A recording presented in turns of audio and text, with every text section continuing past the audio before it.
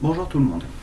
Si je fais une vidéo là, c'est histoire de parler d'un sujet dont on entend justement beaucoup parler en ce moment dans les médias, c'est les emplois précaires.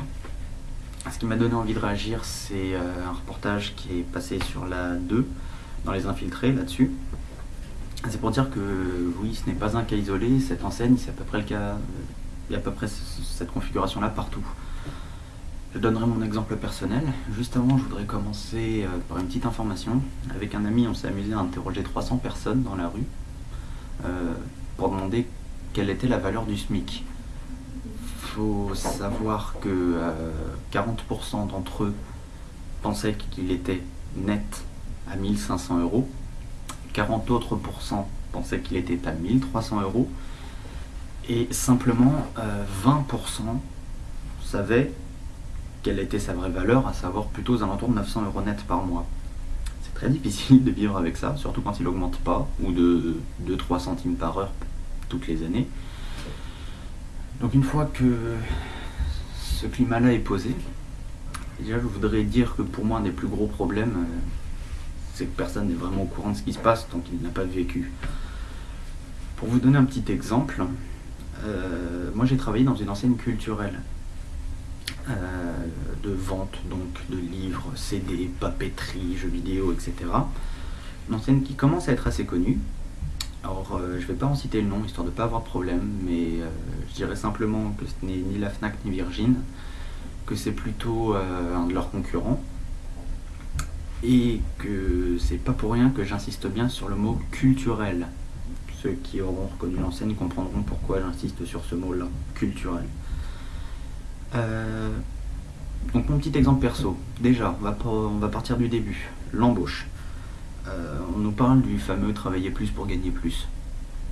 Alors ça c'est bien beau, simplement ça c'est bien, simplement si on nous paye les heures sup, même déjà si on nous les payait tout court, même pas que en heures sup, hein, ça serait bien. Parce que dès l'embauche en fait on nous fait signer un papier sur la modulation du temps de travail, à savoir ce que ça signifie.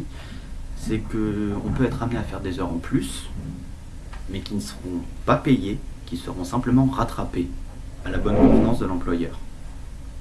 Déjà, c'est un petit peu bof moyen. Alors on pourra nous dire, oui, mais il ne faut pas accepter l'emploi, mais de toute façon, on n'a pas le choix. Si on n'accepte pas de signer ça, on n'a pas le job, et puis c'est tout.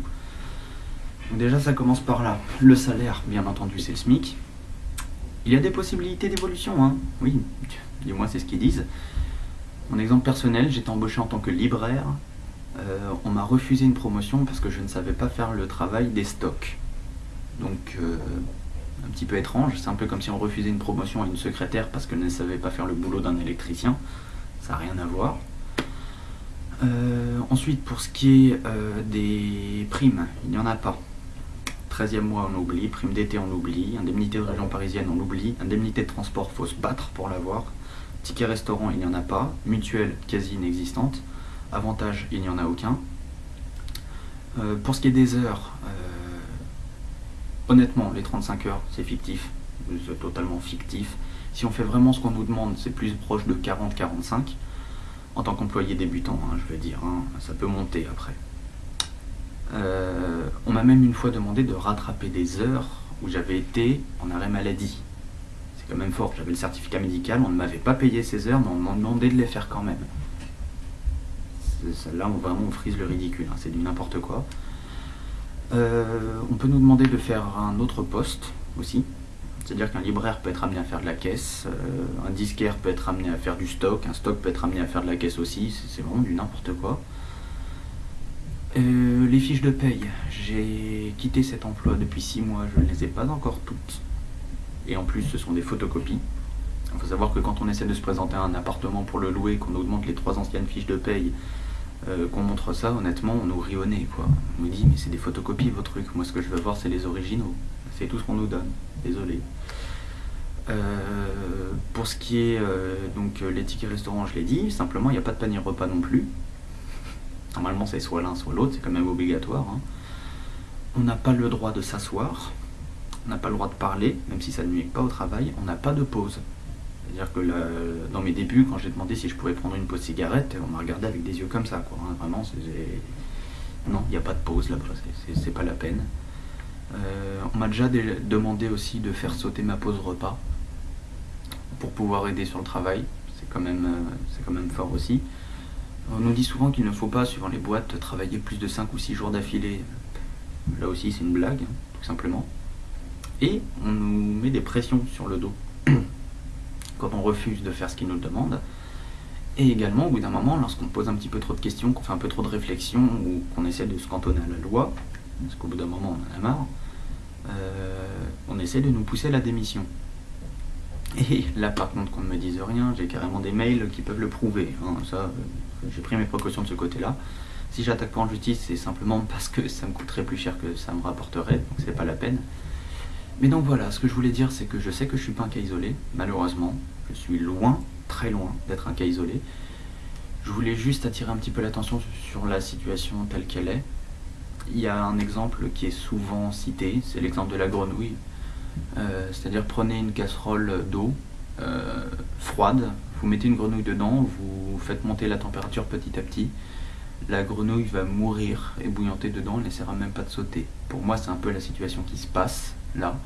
C'est-à-dire qu'il y a le SMIC, beaucoup plus de gens y sont, mais ça vient petit à petit, le coût de la vie augmente petit à petit aussi.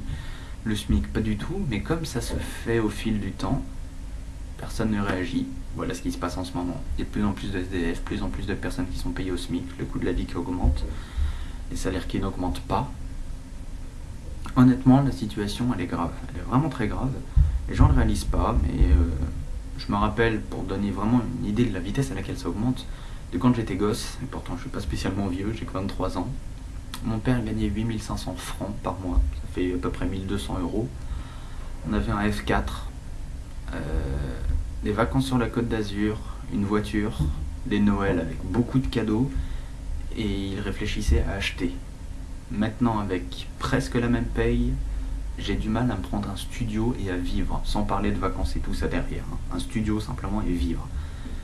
Ça donne un petit peu la mesure. Donc voilà, c'est juste pour dire que là c'est grave, ça commence à aller très mal. Et on espère que ça va changer. Bon courage à tous ceux qui sont à peu près dans la même situation. On a tous des exemples personnels à donner. En espérant que ça change, il faudra vraiment voir à faire quelque chose.